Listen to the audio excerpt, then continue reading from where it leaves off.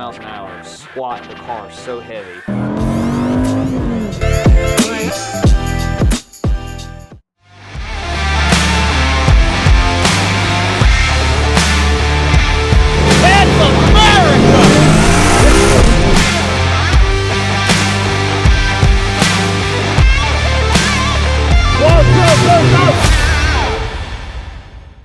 Welcome to another episode of Full Circle Garage. This is all about the ACR Viper that I acquired in the last episode, roughly about a week ago. And we're going to talk about the pros, the cons, what I love about the car. Is it worth the hype? Is it not worth the hype? All these things. So let's get to it. So this is a 2017 ACR Viper. And my God, it is absolutely stunning. The cool thing I think about this car is that the way this looks now, I'm talking about with the front lip, I'm talking about with the canards, I'm talking about with the ventilation, all these things, the big wing, all this stuff, this is how it came from the dealership. These are not added features. So to me, that tells me this car was literally meant to go from the dealership straight to the track. And for anybody to say this is not a supercar, track inspired, is insane, because this has to be one of the best handling cars I've ever experienced my whole entire life, and I've driven a lot of cars. So this spec'd out ACR looks very similar to a GTSR, which is a numbered Dodge Viper. This is not a GTSR. They only made 100 of the GTSR. This is kind of more along that one of one. So Dodge had a very, very hard time selling these cars. And if you remember back then, nobody was buying them, and they were practically giving them away. They were knocking them off sticker. They're like, just buy it, please. They even released a promotion that a buyer could literally go to Dodge and say, hey, listen, I want you to build a Viper that looks just like this. So technically there's like pink Vipers that came from production like that, because people, they just needed to sell Vipers. And so being an ACRE is spec'd highly to a GTSR, but is not a GTSR. Yeah. And like I said, the things that really changed with that are kind of really superficial things. It's, you know, some stickers, some badging, and it being a numbered vehicle. Yeah, so normally there's the red sticker, like you mentioned, yep. And then there's normally an American flag that which goes right here in the quarter. Because it's killer. Yeah. I mean, when you talk about American supercar, raw, real, I don't think it gets better than a Dodge Viper. I really, truly don't. Other thing is too, is on the fenders, instead of ACR, it usually says GTSR here. Correct. Yep. And then I think that's about it, really. Yeah, it's little. It's just little things. The badge on the dash. That's what's so cool about this car, is it was an ACRE that the guy had to make look like a GTSR. So, which was great, because that was my dream. What is done differently on the front end of this compared to a regular Viper? So on regular Vipers, SRT, GTS, GT, all these things, they do not have any of the aero. Now what happens is a lot of people add these arrows to it, and it looks phenomenal. Now, will it drive the same as an ACRE Viper? No, because of the suspension technology that Dodge put into this vehicle, and just some of the added features that they did to make it drive like a true track monster. But does it look just like it? Pretty much. And I think it looks phenomenal. So I'm not knocking replicas or anything like that, because I was totally in the market for one. They call it the cheeseburger look. And if you know anything about Vipers and that whole, everybody knows where cheeseburger came from. You got to remember, this car came 640 to the crank. I'm guessing probably to the wheels is probably about 580, 590, somewhere around there. So it's not a very extremely fast car. I think my Evo would gap this car. And when you're talking about in a straight line. But when you talk about taking a turn, which the Evo is actually phenomenal at doing as well. But when you talk about on a track, this is where this car outshines pretty much everything. This is a 580 horsepower car. This is a manual, and it ran 7 minutes. Well, 7 minutes and 1 second with the tire blowing at the end at the Nürburgring. That's pretty phenomenal. This was back, 10 plus years ago on tire technology from back then. The GTD, $400,000 car, 800 horsepower, DCT transmission, all these things, runs a 652. So that goes to show you how I think is very impressive of how Dodge built this car at the time that they built it. Yeah, I mean, it took, over a decade for anybody to break the record. Porsche just broke it. And the fact that this car is still a 6-speed manual. A 6-speed manual, That's the thing. They make carbon fiber lips that are on the front, but this one's different because it actually has a more of a motorsport style lip that has the support braces here, and then the canards are all carbon.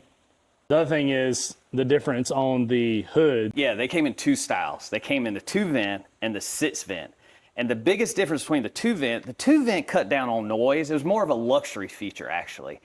But I don't think anybody drives a race car or buys a race car for luxury. We want to hear the car. We want raw, at least real drivers. And so the 2-vent hood cut out the noise inside. Yeah, so like the 2-vent normally just was like metal here and then just come here, right? Yeah. The 6-vent is what we have here.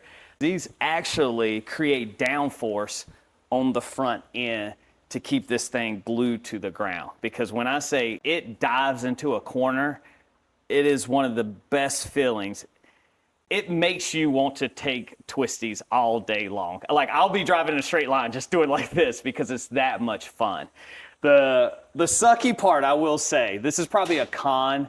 I don't know if Dodge thought about it or even really cared, but this front lip is so low to the ground and so expensive that it's almost literally impossible not to scrape it.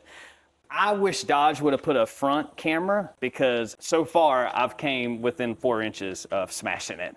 They did put a rear view camera in the back of it, but it would have been nice to have a front camera so you could actually see. Yeah. It's nice to have the back though too, because there's just total blind spots. The back is short and the front is so much longer. So obviously you guys see it's got the giant NACA duct right here in the front, something brought over from the second gens. The other thing that's different about this hood versus just a regular 6-vent. The ventilation over the fender well. Now, this is all one big hood, one big carbon fiber hood that is extremely expensive. A replica is about $15,000 to $17,000. A OEM is going to run you $20,000 plus all day long. Here, we can pop the hood.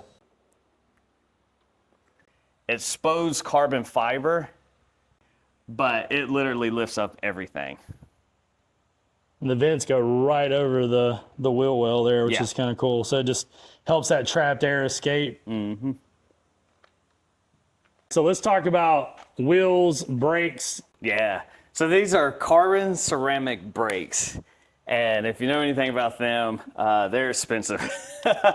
Not sure how long I will keep them on there. Might end up replacing them with steel and just have these set aside just, to keep the OEM spec and stuff like that.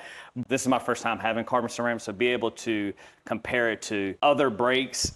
These are like far, far superior. We did forget to go over the suspension, and that's one thing that really makes this car unique.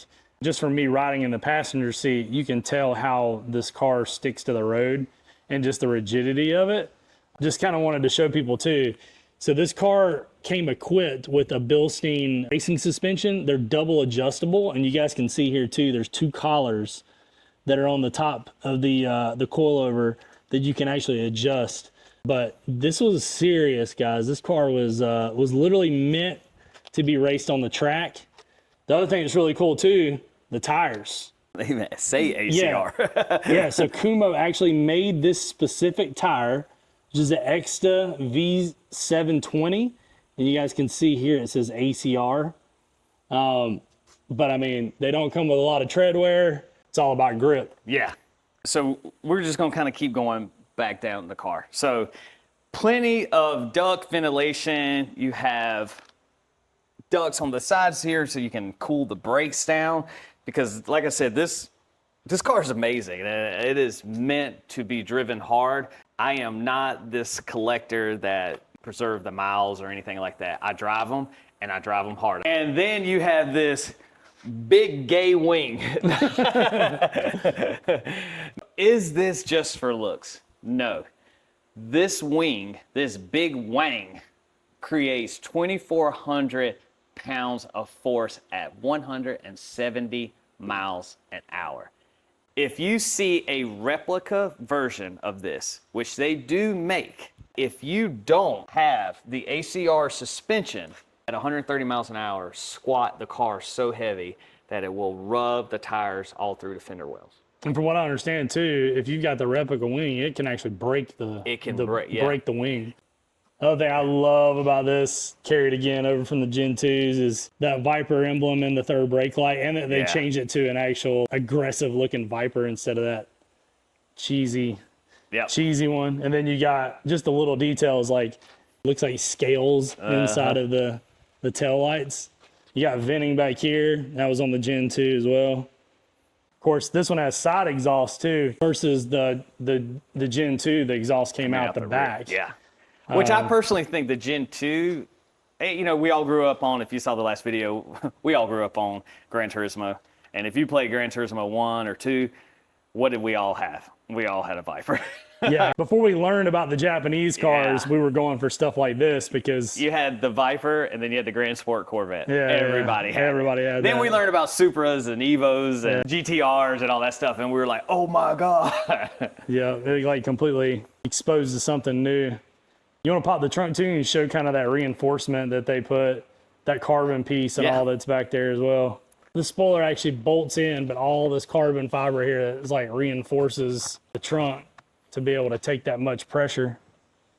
Those vents that Jared pointed out that are right there at the front quarters, right behind the glass, there's actual piping that runs through here that goes down to the back brakes to cool it, which is really cool. I am not even sure what, oh, this was a car cover. I forgot about that, dude. It's a Viper car cover. Yep. Logo and everything on it.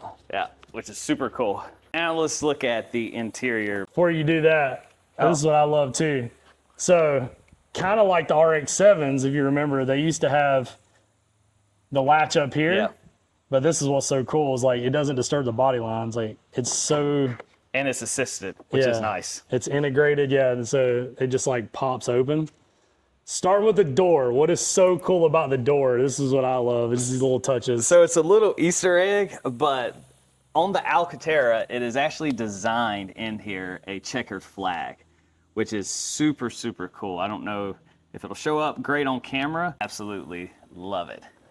And when I say the Alcantara feels so nice in this car, because I've been in base model ones, it's worth it. It's worth spending the upgrade for it. So in the seats, very, very comfortable, not a lot of adjustments, red stitching, which I think looks absolutely amazing. And you think this is like a polished steel look, but it's kind of like a bronze. Yeah. So it's actually quite nice. Just little detail stuff. The added Alcantara where they put things and the stitching. And if you've been in a base model one, you can appreciate little things like that. You know, they even have the ACR badge on it, which is super nice.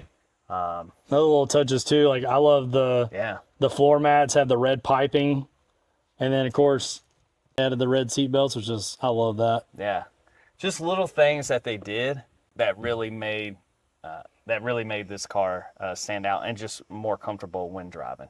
So you also got freaking cup holders. Yeah. I've never been in a sports car that has cup holders. And you're not going to be able to hear it, but the sound system. Oh my gosh, yeah. Yeah, no, dude, this thing. Thumps, man. Yeah, it's got a killer sound. Factory system. I've never heard a factory car stereo that sounds as good as this does. I love the pedals too. The pedals are super close, which is great. You would think like, oh, is that aggravating? It's not, because if you really want to drive the car, you actually need your pedals closer, especially if you're heel to toe, rev matching, all these things, and it's just really, really super nice. The Viper actually does have launch control. I haven't used it yet. I will use it, but it does have launch control. That was a feature that I actually didn't know it came with. So now, I've seen reviews on other YouTube channels where they've compared launch control and then just the driver launching the car. And the driver has actually came out on top faster from a 0 to 60. So I don't know how well it works, but yeah, we'll definitely eventually find out. You've got some luxury in here, but just the simplicity, that everything, and which is really weird for Dodge, but the fitment is good, the finish is good. Simplicity where you need it and nothing extra. Like even these little lights up here, like they're just little push button LEDs. This soft open, soft close, like this is all Alcantara. It's just little touches that actually make a difference. They really do make a difference. Yeah, I mean, all this stitching up here, like the Alcantara right here on top of the gauges. I love the on the red, steering wheel. That's what I love. the red Viper logo. Yeah. Feels good driving. Okay, so here's something I got a beef with. The only thing I don't like about, really, as far as like the interior and the experience, I'm not a fan of the shift knob. I don't like leather wrapped shift knobs. I would rather this be like all aluminum. I will say with the TR 6060, it's not that bad because this transmission grabs so hard. It is so nice. This is probably one of the best driving transmissions, and I got a V160 in my Supra that I've experienced. The RX-7 is nice. That's the other thing. A lot of people ask me, what would be second to this as far as sports cars? It would be the RX-7. The RX-7 it gets slept on, guys. That's a phenomenal car. No. And so like kind of touching base on that, because again, I've got to drive it and ride in it.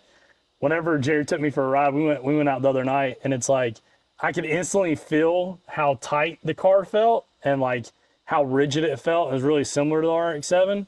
And the other thing they kind of mentioned too, because this, you got this big 8.4 liter V10. Yeah. The engine's behind. It's almost a mid-engine car because it's kind of behind the axle. Yep. Well, the RX-7 is like that too. So you really shouldn't be doing engine swaps on RX-7. It was built to be that way. They say LS swap it. Every guy I talk to, I'm like, have you driven a 13B? And they're like, no. And I'm like, you have no idea what you're talking about then. I have driven both. Hands down say the 13B rotary is an experience of his own. He's driven the car as well. Yeah, dude. The car was meant to be. It's like it's 50-50 weight. I'm really curious, actually. I haven't looked it up. Maybe you guys in the comments can share. I don't know what the weight distribution is on the Viper, but I'd imagine it's got to be pretty close, just the way it's built. So just kind of some similarities there. Oh. Here's another Easter egg. It's on the passenger side here. There's this little cubby. It almost fits the key, but I don't know. It's kind of pointless, but whatever. That's actually the Nürburgring right there inside that little rubber mat, which is kind of cool. Factory, yeah. So this is a race car.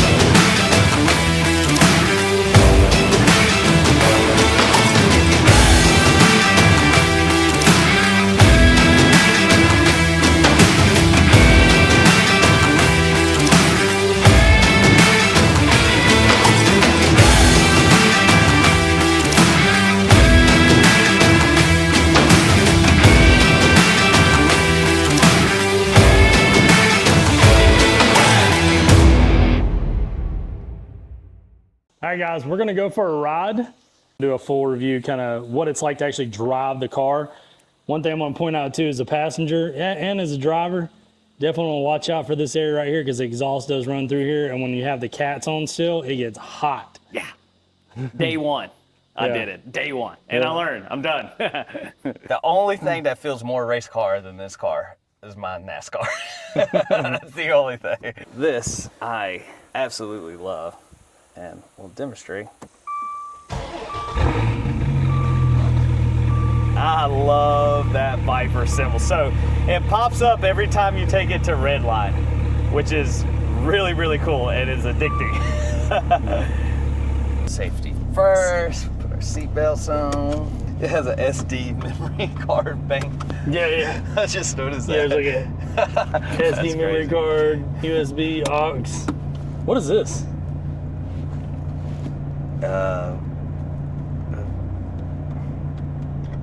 Oh, nice. They're pretty slick about things. Mm-hmm. Not that I smoke, but yeah, if you smoke in this, you're a moron. yeah, right. If you smoke, period, you're a moron. Let me fix my top. My titties are falling out. And these seats, man, they're bolstered. Like, they're really tight. They feel good. They're comfortable though too. Show you guys kind of what how much you got to actually see out the back. Not much to look at with that big spoiler in. You can just barely get a view. Like there's not a lot of visual to look behind you because the car was meant to be in front of everything. There you go.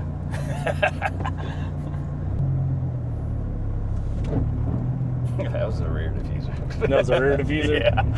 I'm telling you, it's low, guys. I think one thing that really kind of sticks out too, kind of similar to the RX-7, is how long and how far out the hood like feels and looks when you're in the seat. Yeah.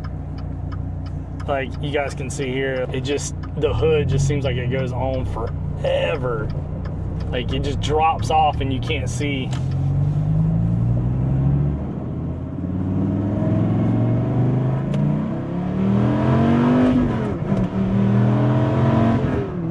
It's got torque. It's got torque. That wasn't exaggerated. That thing pinned my head to the seat. It's got it down low. That V10. Torque is nice. Not used to a lot of torque in JDM cars, but V10, the torque feels good. You might not be going as fast as you think or as it feels, but it's fun. I will say this car gets a ton of attention when you drive it, and I think that's just a testimonial to how great the car looks. You'd be surprised how many people that ask, what is it? I'm like, it's a Dodge Viper. You know, obviously they're not car people. As far as transmission, because I've driven Tremix, one thing that they always feel like they're real notchy. Would you describe this? Because this is a 6-speed, it's a little bit different. It's a TR6060. So how does that feel as far as the transmission? I mean, it is notchy, but I like it. I like notchy transmission, especially on like V8s, you know, large displacement engine. It just kind of matches the grunt of the engine and just how everything feels. When you're in gear, you know you're in gear. But that's what I love about the Viper. It still maintains the rawness being a manual. Like, I know DCT transmission's faster and all that stuff, but I'm not into them. My dog box is direct. You know when that thing's in or out, that's for sure. Yeah, talk about grabbing. What is going on? I don't know what that dude's doing. She's taking a video. Bro, what? we're riding. Man, I wish I would have got that. There was this van that just pulled over on the side of the road on a 2-lane road. And she just pulled her camera out to start filming. They just let us go by, yeah. Another thing that Jared was talking about was how this thing just sucks gas. Oh my God, look at this. You just filled it up. Yeah, I literally filled it up and we went straight home. Like, my NASCAR sucked some gas this on a different level. Yeah, that's what's so crazy about this car is the fact that they don't make anything like this anymore. Yeah. I mean, number one, it's basically a race car for the street, but this takes you back to the days where you still had Lamborghinis that were, you know, gated manual, and Ferraris and Porsches. None of that stuff is manual anymore. You know, and to have something like this, 2017, you know, your 6-speed V10, raw power, raw torque. A lot of comments are a lot of people saying, hey, be careful in the car, all these things. Guys, you have to understand that was a lot of the early generation Vipers. This is so fine-tuned. I mean, this car has traction control, everything. So it's not as dangerous as you think. It's not as raw as the original Vipers where literally you could they had nothing. They had no ABS. They had like no traction control, nothing. It was like this lightweight car and a V10 slapped into it, and you know what they call snake bit. Like you could just take a turn and ass end comes out from underneath you. You know, so you know it's not as dangerous as you think. I will say my Supra's more dangerous than this car. Oh gosh, yeah, by far. Yeah, the Supra definitely more dangerous, definitely more raw and out of control. Yeah. And you gotta remember too, man, like the tire technology back then was terrible. Yeah. You know, the car made what, 400 horsepower on the second gen? Yeah. I kind of think too, a lot of the older gentlemen who bought those cars, I don't think they had ever driven anything with that kind of power. 400 horsepower back then, especially with something with torque, that was a lot. Yeah. You know, nothing in the garage is under 400 horsepower. Like everything in the garage is more than that. And that was fast when we were growing up. Yeah, back then, dude, you had 400 or 500 horsepower. You were beating everything. Everything. Now it's like, bro, you don't have 1,000 horsepower. You better not even show up. I think that's one thing that technology's kind of spoiled us. You know, and obviously there's some people who haven't driven anything like that, but for us guys that have been into cars for so long, you know, we know what that feels like. We kind of got to grow with the power. Yeah.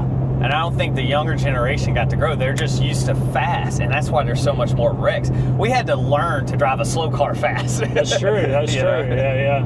That really is true. Whereas you got, you know, younger guys, they can go to a dealership and go pick up, you know, something. Downpipe and tune. Yeah. Friggin' 700 horsepower, 800 horsepower. You're like. Yeah, that just wasn't the case when we were growing up. The fastest thing you could get in our day, you know, would have been a Viper, a Vet, Fox bodies, Terminator, Supras. yeah, Terminator definitely, a Supra. But I mean, as far as like buying something at a dealership, yeah. I mean, most of that stuff was even just under 300 horsepower or right at it. Then they figure out how to turn up boost. Yeah. The thing I love, you do all this with nice, cool air conditioning, riding around, and you're comfortable. In my car, I don't have any AC. It's like, you're dying, bro. You're sweating. Recommended 25 miles an hour. I think he's going 70 right now. This shit's nothing, dude.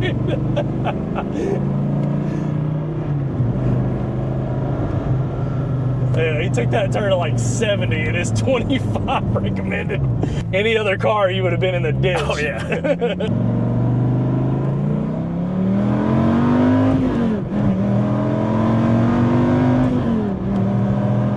I was shaking, trying to hold this stick. I was bouncing all over the place, bro. I grabbed two hands and tried to stabilize this thing. Torque. Yeah, man, this thing's got some torque. So imagine that pull in like a Gen 2. The ass is all over the place. Oh, yeah.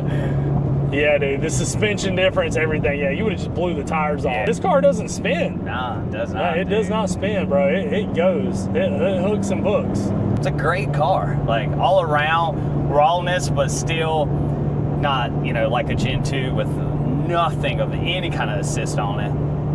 It's a great car. You got an app here too, which is really cool. It's something I really like. You got, it looks like little time slips. You can do your 0 to 60, eighth mile, quarter mile, and then you've got gauges down here. It's got a second set of gauges, which kind of gives you everything: oil pressure, coolant temp, oil temp, legit readouts. Is this car worth the hype. Absolutely.